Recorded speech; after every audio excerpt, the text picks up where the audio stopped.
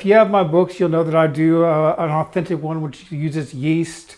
I have another one where I use a lot of yogurt, and the yogurt you just let it kind of sit overnight with the dough, and that becomes the yeast.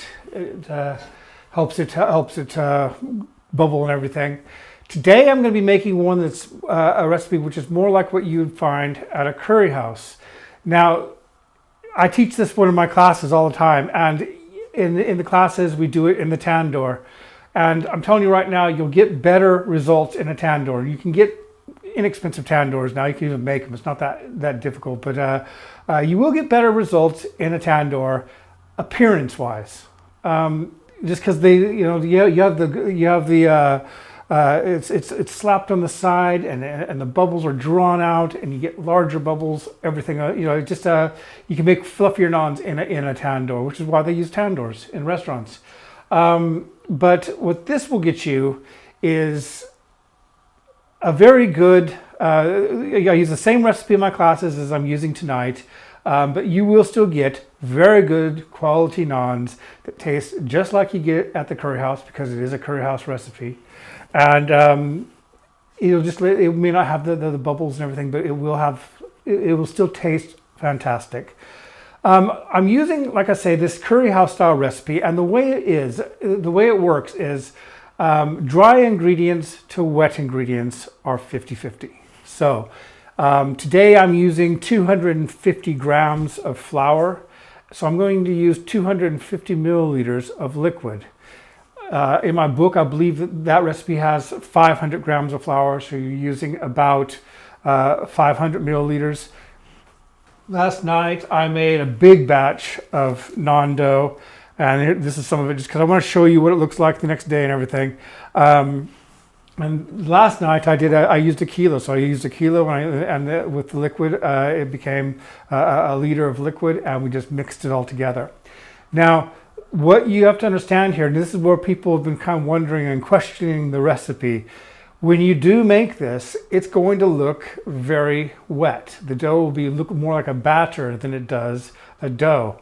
And that's fine, because if you've ever made a sourdough, for example, and you have a sourdough starter, that sourdough starter is usually quite wet. So that's what we're doing here. We're just kind of like letting it ferment a bit overnight, but you don't have to, because this is an instant recipe. So if you just want to make naans, let's say you've made a couple curries and you really don't like the ones you get up at the supermarket, those packages and everything that are kind of not very good, you can make yourself a couple of naans. Now, with 250 grams of flour, I know I'm going to have good. Hi everyone. Quick question: yeah. Is it plain or self-raising? This is self-raising flour. I was going to get to that in just a second. So that's what makes these rise, is we're using self-raising flour. Now, in my other recipes, we use bread flour or plain flour. Today, we're using self-raising flour. There's no yeast in this. And the reason why they do it this way, and I promise you, when you try this, you'll say, hey, that tastes like what I get up at the curry house. The reason they do it that way is they never know 100% how many naans they're going to need in an evening. They might get a rush on at 10:30 or 11 and get lots of people in the door. So they need to be able to make naans up quickly so that they don't, so nobody misses out. So they will have a big tray in their fridge system. Depending on how big it is, they might have loads and loads of these made, but they'll have these dough balls all ready to go. However, if they sell more naans than they're expecting to sell in one evening, they can do this recipe and make them literally in just a couple of minutes, just get some more dough ready. And a lot of times what they'll do is they will make all these dough balls, have those ready to go, and then they will have some of this slop that I'm about ready to make, this very wet dough, have that at the ready, so all they have to do is add flour. So although, like I say, this is an instant recipe, so I could make this naan dough right now and use it immediately. Although it is that, I suggest with any kind of flour, bread and all that kind of stuff, letting it sit for a while. So I made some of this these other dough balls. I made the wet liquid last night, let it sit overnight. Then a couple hours ago, I just made these dough balls up with it. But I'm going to show you the whole process so you can see how it goes, and you'll just get a better flavor if you let the dough sit overnight, or even just a few hours will help. So I'm going to just crack that egg open. Now, in my recipe, in the book, I use 2 eggs because I'm using 500 grams. Just check this. I'm using 500 grams of flour. Now I'm just going to use 1 egg because I'm only using 250. And last night I used 3. Now you could use 4. So it's just you just kind of like put it up however you feel like you want to. But 3 eggs was what I used last night. That's all I had in really, and it worked fine. So now I've got this egg which I just kind of whisked a little bit, and my liquid is, and this is always a 50-50 blend. I've got 125 milliliters of water and 125 milliliters of full fat milk. You might ask, why don't you just use non-fat milk or anything and not put the water in? It's just the way it works. It works better if it has some water and also just a little bit of the full fat milk. So I'm going to pour that in here. And if you've ever made a dough before, pizza dough or something like that, you might think this is kind of backwards because I'm putting all this liquid in here now. And usually what you do is you just take you have a big pile of flour and you might make a well in it and then just kind of start working it in. But with naans, you need to have a really, really soft dough. And Caroline, if you can just go over to this camera real quickly. Okay. I just want to show this. This dough is really soft. Yeah, are we on there now? Yes, we're on there now. Yeah, okay, yeah. So it's really soft. Now you don't want, going back to the next one, we don't want to have a stiff dough. So what we're going to do is we're going to make this liquid base, and then we're just going to add the flour to it. And you might be surprised, naans have a lot of sugar in them, especially curry house naans. And I'm using about 3 tablespoons of sugar there. Now you can tone that down, but next time you go out and try a naan, taste it, and even though they don't taste sweet, you'll notice that there is some sugar in there. And then I've got about a teaspoon of salt, and then to that I've got some of these onion seeds, and they're almost on every naan, aren't they? So I'm just going to put some of those in there, just about a teaspoon or so. And really I just grabbed them. I didn't measure, but that's what I did. Okay, so now I'm going to start adding this flour to it. And I don't want to add it all at the same time. I just want to kind of get that in there. And I'm going to use my wood spoon now. And I'll just start mixing that about in there.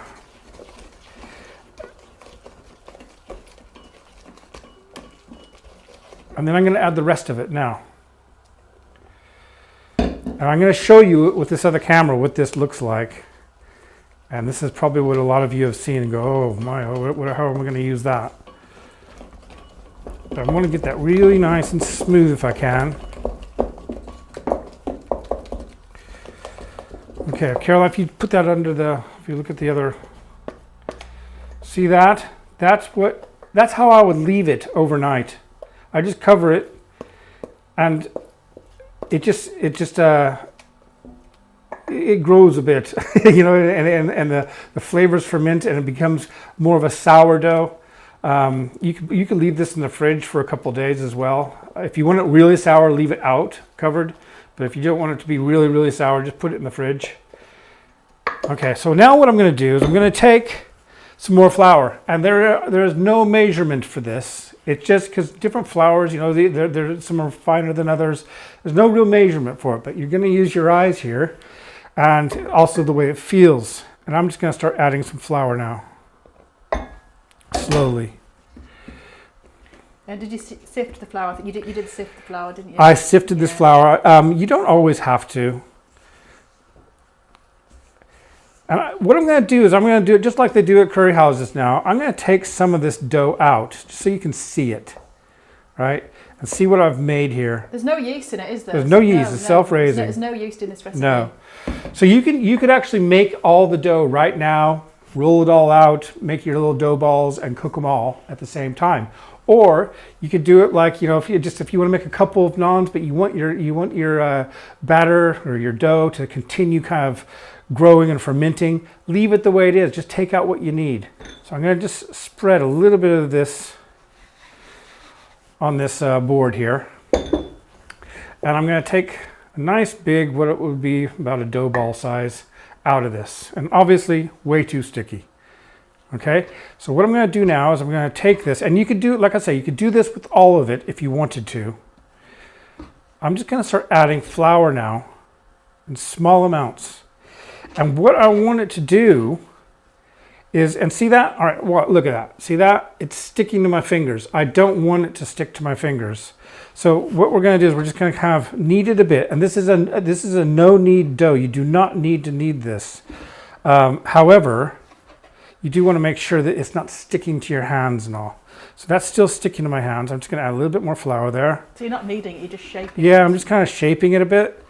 And I'm taking it, and I just want it to be able to roll out. If you can see this, what I'm doing here, let's put it under the other camera. Yeah, so I'm just going to, I don't want that in there. Oh well. But I'm just taking it, and I think it might be better if I show it on the other camera now. I'll try and put it up a little bit closer. But you can see that, okay, it is sticky. The dough is sticky. However, it's no longer sticking to my hands. And with a good naan dough, it should, put it under the other camera again there. You should be able to just pat it right down like that. See that? And it just kind of, it just, my thumb goes right down into the dough. Doesn't really spring back. That's how soft we want it to be. Now I'm going to use, so this dough ball is pretty much ready. I'm just going to get this all ready to go. So I'll put that to the side for an hour or so. And there, I got myself a nice dough ball ready to go for when I want to use this. Now I've got this other, because I'm making this for dinner tonight actually, I've got these other dough balls all ready to go. And I'm going to take them out. And I can still feel, even though I've done these a couple hours ago, I can still feel that they are a bit wet in there. So I'm going to need to add a little bit more flour. But they're perfect to, you know, very, very soft. In fact, if you watch this, I'll put this down here. I could actually roll this out like that with just my fingers. And in fact, if I use a little bit of water here, it makes it even easier. I can just roll that out with my fingers. However, when you're doing this in a pan, you can also slap it back and forth like this. When you're doing this in a pan, you do want to have, I'm just going to dust it a little bit, you do want to have it be quite thin. So if I'm putting it in a tandoor, I'd have it a little bit thicker because I want the huge bubbles that you get from a tandoor. But when you're doing it in a, and I'm going to just kind of turn this up a bit. When you're doing this in a pan, it's important to get the naans quite thin. I'm not saying it won't work if you get them thick, but I just find that the best results are when you get them quite thin. They just seem to bubble up better. So there we go. And I'm going to use something here which is a naan pillow. So if you buy yourself a tandoor oven, you'll probably get one of these sent with it. And all you need to do really is, you know, wrap up get an old t-shirt and wrap some other clothes or some socks in it, and you got yourself a naan pillow. It doesn't have to be anything special. I think this one's full of hay. And I just kind of change this every time I use it. So on the underside, it's, I don't know if you can see that, but it's just like some blue material. They put some hay in, and then I just kind of put a new tea towel on each time I use it. Now this is really thin, like a tortilla now. And I'm going to add just a little bit of water. I mean oil. Just want a little bit of oil on there.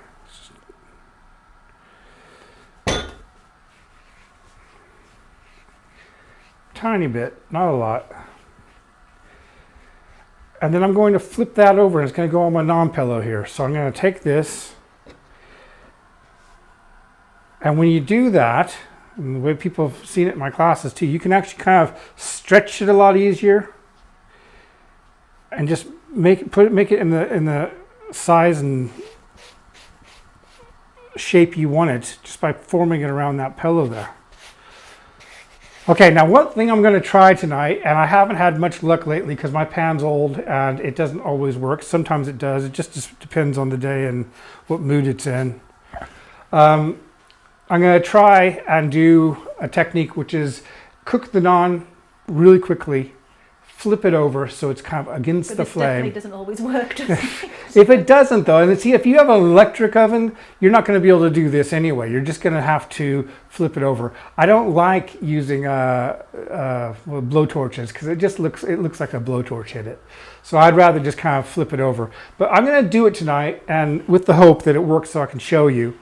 And if not, oh well, that's the way it goes. So right now I'm going to take just a little bit of water. I'm going to pat it around the sides because I want it to stick to that pan. And then I'm going to slam it right down there in the center. And I think this is quite hot. I better check it with my thumb. Is it not hot yet? I think I'm going to leave it for a couple more seconds. Yeah, so we'll just leave it a little tiny bit longer. Let me just grab this. If you think about it, in the tandoor, when the naan hits the wall of the tandoor, that wall is hot. So you're going for a nice intense heat in your pan. You want it to be hot. When I'm cooking in the tandoor, it's about 325 degrees Celsius. So it's really hot in there, and the walls are actually hotter because that's what's making all that air hot. So I'm going to go ahead and I'm just going to slam this down now. Are you on that pan now? Now, yes. Yeah. Okay. So I got that, and like I said, you could use your hand to do this. You don't have to have a naan pillow. I just find it easier. I'm just gonna take it like that, and I'm just gonna slam it down in there. And as you can see, it's starting to bubble up already. See that? It's starting to look quite nice, and it's just the steam moving the bubbles around on there. And it's looking really good. So I'm hoping that this is going to stick. Because if it sticks, it's going to be a really nice naan. It's going to look like one of the best you can get. It's looking like it's working really well. Yeah, it's looking fantastic. So this is what you can do with this. Now, obviously, the underside, you need to be careful with that. I like it a bit crispy. But if you don't, then you're not going to probably want to do this method as much, turning it over, because you're going to want to get it off there. And then just flip it over if you don't like it charred. I do a little bit. But so that's really down to you and your preferences. As these bubbles are getting quite large now, I'm going to go ahead and flip it over and hope that it doesn't fall out. So let's go. So I'm going to take this, and there we are. Oh, it's working. Stuck to the pan. Wow. And that's what it's meant to do. Yeah.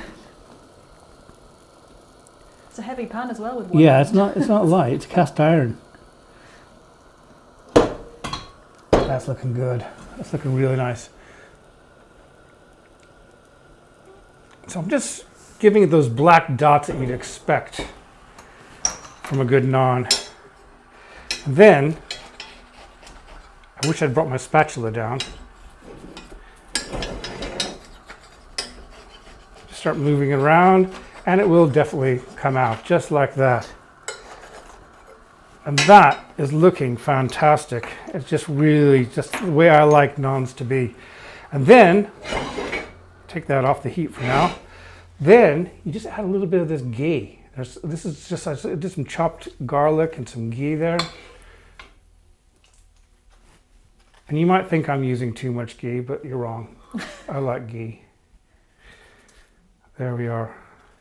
And why not put a little bit of, just to make it look nice, some coriander there. Well, I think you must be really relieved that's actually worked very well. It usually, 90% of the time, it works perfectly well. And just look at that. You got the fluffiness on the sides.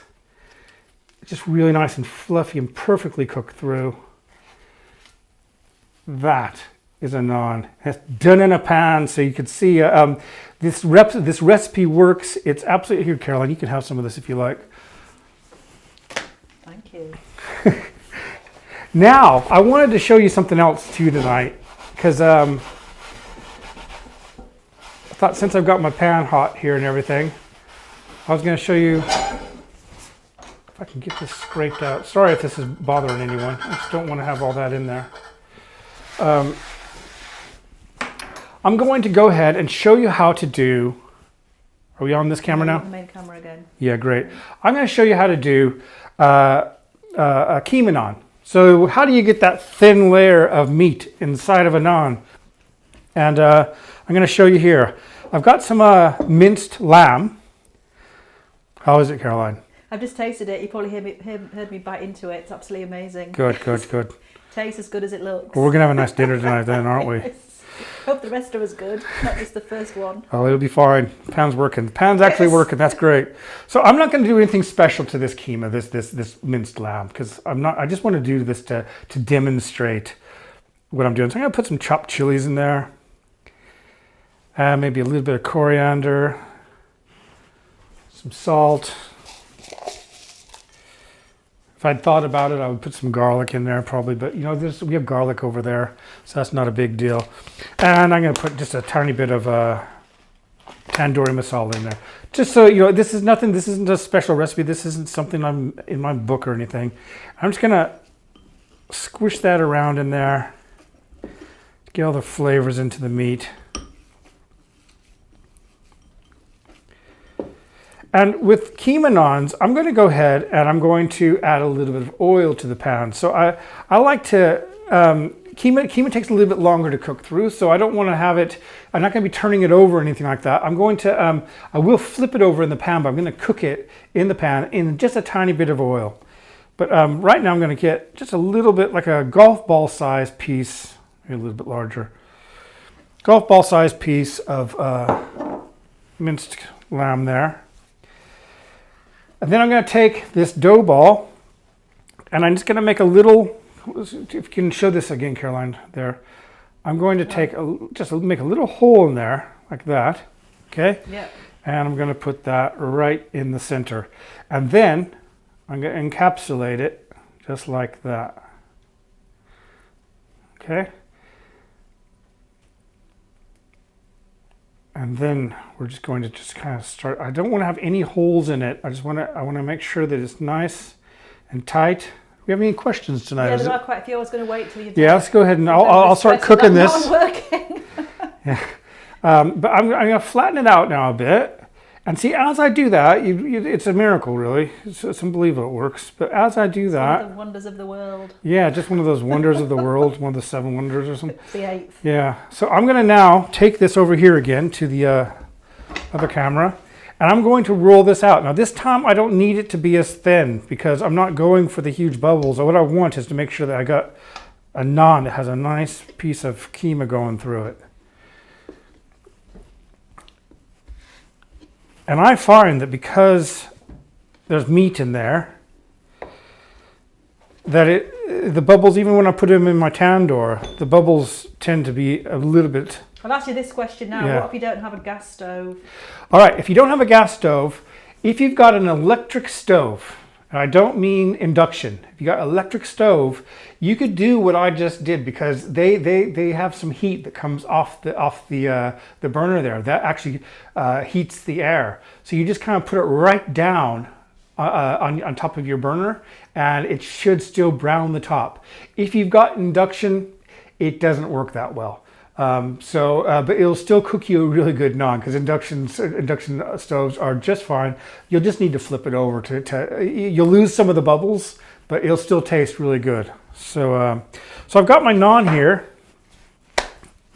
I'm just gonna pat it, and I'm gonna. I think I'm gonna take just a little bit of this ghee. Try not to get too much garlic in there.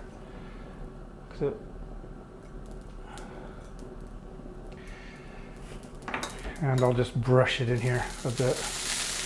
You might want to open that window because it's getting quite smoky in here. Then I'm going to take my keema naan. I'm going to slap it right down there. And I'm going to use my pillow because it's a smaller one anyway. Put it right down in there. We should still get some bubbles out of this, but they just won't be as much because the meat's in the way. So whereas the other one had all the bubbles because there was nothing in its way, we will get some with this. I'm gonna just turn it up a little bit. Do you have a knife? Do you want? I'll just grab this thing. I don't think I'll use this. But if you're watching this, you can see it's starting to bubble up there around the sides. I'm going to take a little bit more of this ghee here. Just put it on the top.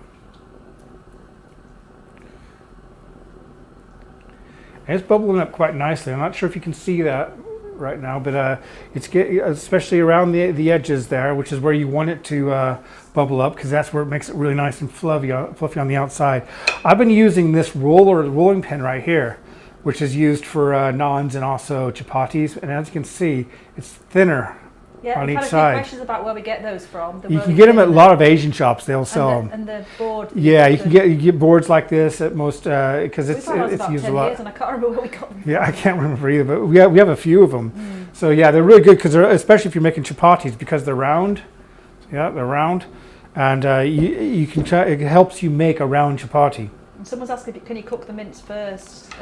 If you're That's another option. But you're not going to get that flat meat. So you might have been to a place where they have like cooked keema inside of a naan, and that works. Let's see if this is going to. Someone's saying they came in late. Was the lamb mince pre-cooked? It wasn't pre-cooked. No, it's raw. Now it's raw. It's cooking right now inside of it.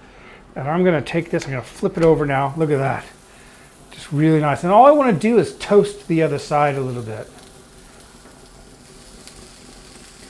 So if you're just now coming in, you're going to want to rewind so you can see the other option, which is the garlic naan, which has a lot more bubbles in it. But these keema naans are my favorite. I'll take that. See that? It's bubbling up very nicely. And it's about ready. I can tell it's about ready now. It's worked perfectly too, hasn't it? Yeah. It's going to look really nice when I put some. I'm going to put a few chilies on there too. And some coriander. I think this is the demonstration you got most anxious about. Well, I don't like doing it because there's so much mess. You've been procrastinating this one for so long. I've been asked lots of times. So much that could go wrong, really, isn't there? Yeah, it usually doesn't go wrong. I don't think people have to worry about it going wrong, but it is one of those that it has so many things to it that you have to just make sure they're all ready. You have to do a few to make them go right, don't you? Yeah. That's looking really nice now. Do you want some of this, Caroline? Not now, a bit later. If I eat now, it'll be into the microphone. Look at that, the bubbles coming right up. See, I put a little bit of that ghee on there. But putting the ghee on there, it just totally... Can you do keema naans in aluminium pans? Yes, but just be... I would do the keema naans in aluminium. Look at that, it's bubbling right up now. See how the bomb's looking? The bomb's looking perfect as well. But you wouldn't want to put... the other naans, the garlic naans in, because you're trying to make them stick, and unfortunately with stainless steel and aluminium, they stick a bit too much. So these pans are the best for it. Yes, they will work. You'll just have to go for the oil method like I've done here. Someone's asking what size is the pan. Don't know, but it's quite a large pan, that one. There we are, look at that. See that, everyone? It's just, you got that nice thin piece of, I'm gonna just take this back. So you see, it's all the lamb. It's a little bit too hot for me to do it, but I'm going to just try and pull it back so you can see. So all that lamb I put in there, it's just equally distributed through the naan. And that's what you do. So you just put, that's how it's done. A lot of people go, oh, how do you do that? Well, there you go. Ian's saying, so cast iron for naans.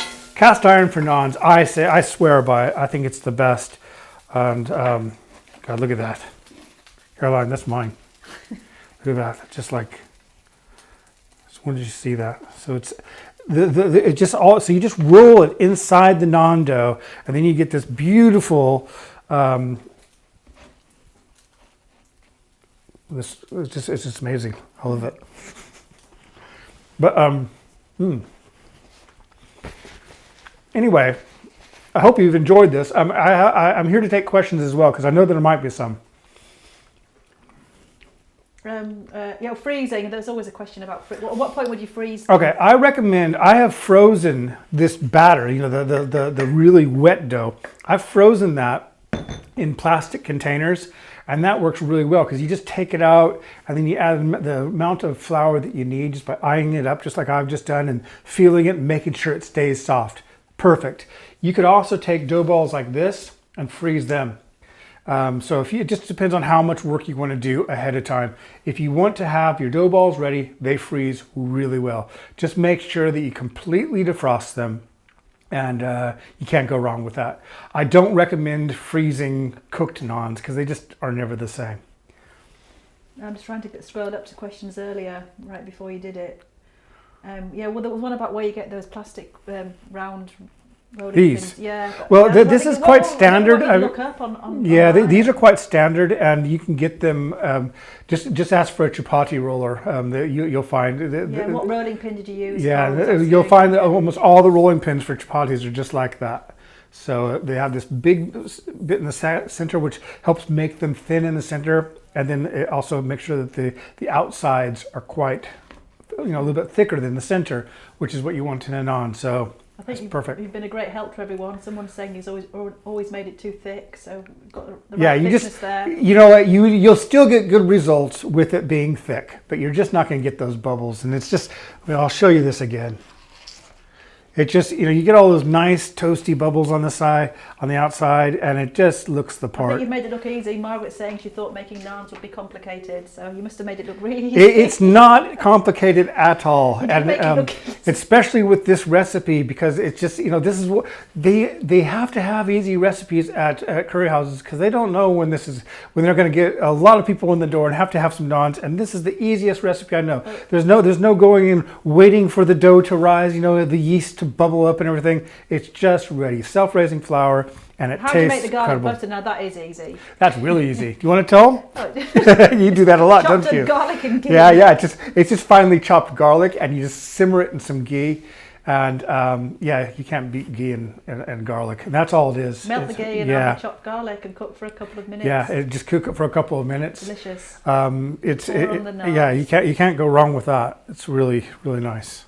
Another option to do, though, I will bring this up right now, is some people like to roll their chopped garlic into the dough. I don't think it bubbles up as nicely when you do that, but if you want to have it as part of the dough, you can do that as well. But I like to just I like the nice bubbles and everything, and I like to just pour it over the top at the end.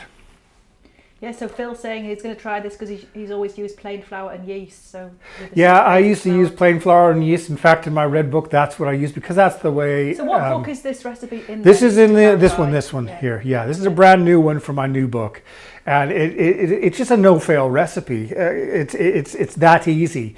Just remember, it's 50% of solid of dry ingredients, 50% wet ingredients, and you can double the recipe, you can quadruple the recipe, however you want to. You can even have the recipe if you want, if you just want to make a couple of naans. John's saying he tried this recipe last night and it was excellent, and he was too scared to make keema, so now you've inspired him to try the keema. Give it a go. In fact, it's the same way that if you like Peshwari naans, it's the same way Peshwari naans are made. So I got a Peshwari naan recipe in here, and you do the same thing as I did with the meat. So you make this like dough, this Peshwari dough that goes inside, just like we did, and then you roll it out, and then you got Peshwari naans done the same way as I just did those.